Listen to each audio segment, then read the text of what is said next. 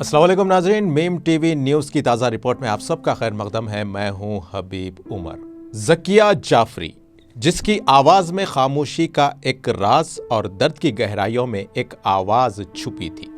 खुद को खोकर भी वो हक के रास्ते पर खड़ी रहती थी। इंसाफ की चाह में वो मजलूमों की फरियाद बन चुकी थी। घर जल गया, खानदान छिन गया, फिर भी हौसला ना टूटा। अपनों की यादों के साथ वो मजलूमों को इंसाफ दिलाने के लिए लड़ती रही और कभी भी झुकना ना सीखा। कुर्सी की हवस और इख्तिदार की लालच में शहर उजड़ते रहे, बस्तियां जलती रही और इंसानियत का खून बहता रहा। मगर ज़किया जाफरी ने साबित कर दिया कि उम्मीदें कभी दम नहीं तोड़ती। ज़किया जाफरी की 20 साला जद्दोजहद की कहानी तारीख का एक सुनहरी पल है और हिंदुस्तान की तारीख के इस सियाह बाब में ज़किया जाफरी का नाम सुनहरे अल्फाज से लिखे जाने के काबिल है। वैसे तो ज़किया जाफरी 2002 के गुजरात फसादात को हवा देने का इल्ज़ाम लगाते हुए उस वक्त के गुजरात के चीफ मिनिस्टर और मौजूदा वज़ीर आज़म नरेंद्र मोदी के खिलाफ कई हल्फनामे दाखिल करने के बाद अक्सर सुर्खियों में छाई रही। लेकिन 2002 के फसादात और ज़किया जाफरी के मकान को जला देने का वाक़या ज़किया जाफरी के लिए कोई नया तजुर्बा नहीं था।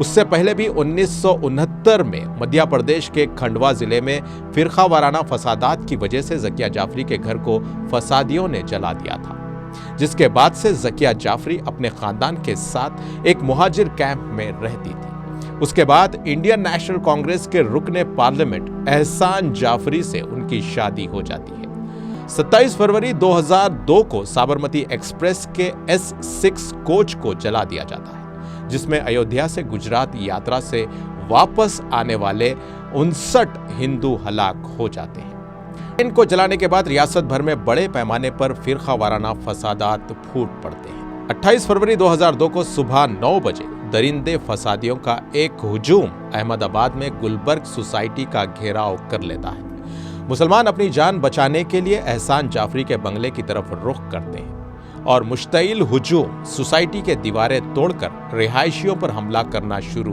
कर देते हैं। उसके बाद ये फसादी साबिक MP एहसान जाफरी के बंगले को आग लगा देते हैं, जिसमें 69 से जायद अफराद हलाक हो जाते हैं। एहसान जाफरी को उनके घर से घसीटकर बाहर निकाला जाता है और बेरहम फसादी बड़े ही बेदर्दी से एहसान जाफरी को कत्ल कर देते हैं।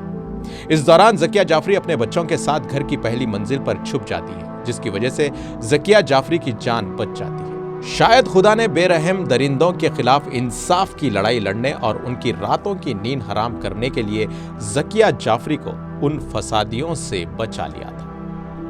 8 जून 2006 से 24 जून 2022 तक ज़किया जाफरी गुजरात फसादात के मुल्जिमों के खिलाफ अपनी कानूनी जंग जारी रखती हैं, जिसमें कई उतार चढ़ाव आए, लेकिन आखिरकार 13 नवंबर 2018 को ज़किया जाफरी, तीस्ता सीतलवाद, गुजरात के साबिक DGP RB श्री कुमार और साबिक IPS ऑफिसर संजीव भट्ट ने वज़ीर आज़म नरेंद्र मोदी और दीगर को SIT की जानिब से दी गई क्लीन चिट के खिलाफ सुप्रीम कोर्ट में दरखास्त दायर करते हैं। आखिरकार 24 जून 2022 को PIL पर फैसला सुनाया जाता है। जस्टिस AM खनवेलकर, दिनेश महेश्वरी और CT रवि कुमार ने 2002 के गुजरात फसादात में उस वक्त के चीफ मिनिस्टर नरेंद्र मोदी और मौजूदा वजीर दाखिला अमित शाह समेत इख्तिदार के आला तबके के अफराद के खिलाफ फसादात की एक बड़ी साजिश के इल्जाम में नामुकम्मल और गैर जानिबदाराना तहकीकात की शिकायत को रद्द कर दिया। उसमें एक दिलचस्प बात यह है कि फैसले में उस बात का जिक्र नहीं किया गया कि तीनों जजेस में से किसने उसे लिखा है।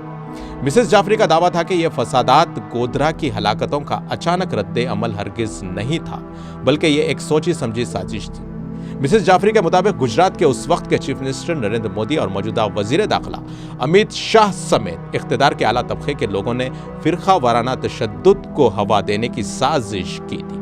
न सिर्फ ये, बल्कि अदालत ने अपना फैसला सुनाते हुए ये बात भी कही कि तीस्ता भट्ट और श्री कुमार ने 2002 के गुजरात फसादात की शिकार ज़किया जाफरी के जज्बात से खेला है और तीनों ने अपने फायदे के लिए ज़किया के जज्बात का फायदा उठाया। मिसेस जाफरी का मामूल था कि हर साल 28 फरवरी को वो गुलबर्ग सोसाइटी में अपने पुराने बंगले का दौरा करती थी, जिसे 2002 के गुजरात फसादात के दौरान फसादियों ने जला दिया था। इस कहानी का अफसोसनाक पहलू यह भी है कि एहसान जाफरी, जो कि कांग्रेस पार्टी के एमपी थे, वो गुलबर्ग सोसाइटी में फसादियों के हाथों मारे जाते हैं। ज़किया जाफरी 2002 से 2022 तक यानी 20 साल तक हिंदुस्तान की अदलिया से इंसाफ के लिए अपनी लड़ाई जारी रखती हैं और इस दौरान 2004 से 2014 तक कांग्रेस हुकूमत 10 साल तक इख्तिदार में रहती है, लेकिन उसके बावजूद कांग्रेस के साबिका एमपी की बेवा ज़किया जाफरी